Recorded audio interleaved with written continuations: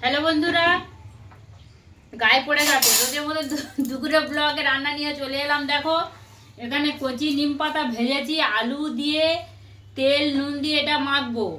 এখানে আম দিয়ে চাঁদা মাছের আজকের টক বানিয়েছি বন্ধুরা। তো শুকনো লঙ্কা আর 5 ফোড়ন দিয়েছি টকে, দিয়ে একটু আজকের অল্প একটু মিষ্টি দিয়েছি। আর এখানে এটা কিন্তু কলমি শাক বন্ধুরা, কলমি শাকটা শুকনো লঙ্কা আর তেলের মধ্যে শুকনো লঙ্কা, কালো জিরে, বেশি করে পেঁয়াজ আর রসুন দিয়ে কলমি শাকটা একদম ভাজা ভাজা করেছি। আর এটা দেখো, এটা ভেটকি মাছের মাথা বন্ধুরা, ভেটকি মাছের মাথাটা রসুন দিয়ে ভালো করে লাল লাল করে ভেজে নিয়েছি। নিয়ে তেলের মধ্যে জিরে, তেজপাতা, শুকনো লঙ্কা ফোড়ন দিয়েছি, দিয়ে আদা রসুন পেঁয়াজ টমেটো দিয়ে একদম মাংসের মতন এই ভেটকি মাছের কাঁটা চচ্চড়ি করেছি দেখো। আর এখানে পাবদা মাছ আলু বড়ি দিয়ে পাতলা ঝোল করেছি পাবদা মাছটা।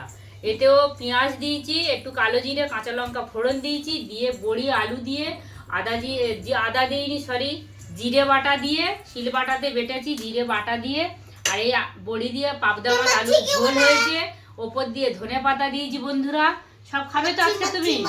একদম। আর বন্ধুদেরকে বলো তুমি কাঁটা চচ্চড়ি দিয়ে ভাত খাবে না, নিম পাতা ভাজা দিয়ে। বন্ধুরা নিম পাতা দিয়ে ভাজা দিয়ে মামা মাছকে ভাত দেবো। রাখছি বন্ধুরা।